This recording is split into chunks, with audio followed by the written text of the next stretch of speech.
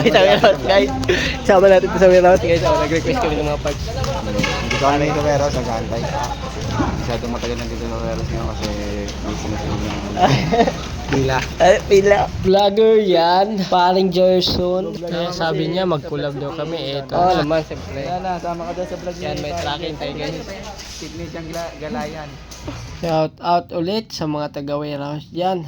Busy kasi may tracking pa, may nagre-request pa ng mga parts at units. Magandang araw po sa ating lahat. Dito po tayo ngayon sa warehouse sa umaga. At ayun na nga, nakarating na tayong shop at may naghihintay na repair. Hindi natin patagalin yan kasi medyo mahaba-haba pa to. Ang gagawin natin dito ay baklasin natin yung gulong at yung knuckle bearing kasi papalitan na ng knuckle bearing. Sa pagpalit ng knuckle bearing, kailangan talaga baklasin yung pinakamanabela para sa ganun po makuha natin yung tipos at yung shock at may lalagay yung bagong knuckle bearing. At ayan nga po si ma'am, customer natin. Shout out sa iyo, Ma'am Hanalyn Almasan. Maraming salamat palagi sa pagtitiwala. Balik naman tayo dito sa video natin. Isasalpak na natin yung pinaka tipos. Napalitan na po natin ang knuckle bearing yan at higpitan na lang natin yung pinaka-lock sa tipos. Para sa ganun po maganda pagkakabit at hindi maluwag. At ayan, patapos na. Dito na naman tayo sa gulong. Dito naman na side, palitan natin yung brake shoe. Tapos yung pinaka-shock. Una, baklasin natin ang gulong para madali nating matanggal yung pinaka-shock. At ayan nga, napakadumi yung brake shoe at halatang pudpud na. At ito yung shock na ipapalit natin. Napakaganda at napaka-smooth ito. Hindi lang pala to basta palitan, kundi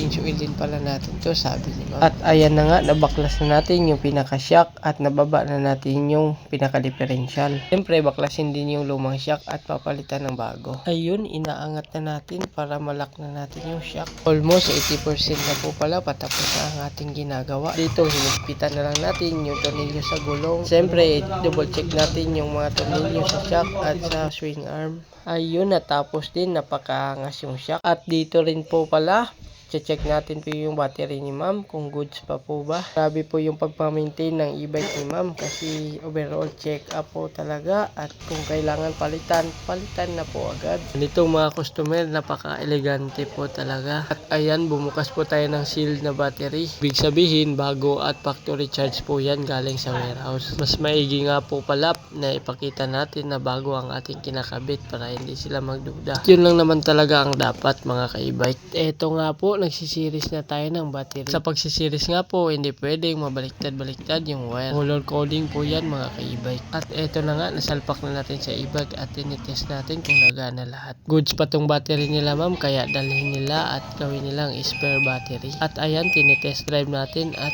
okay na okay yung takbo. Thank you sa pagtiwala ma'am and thank you sa nanonood. God bless. Peace out. Hanggang sa muli.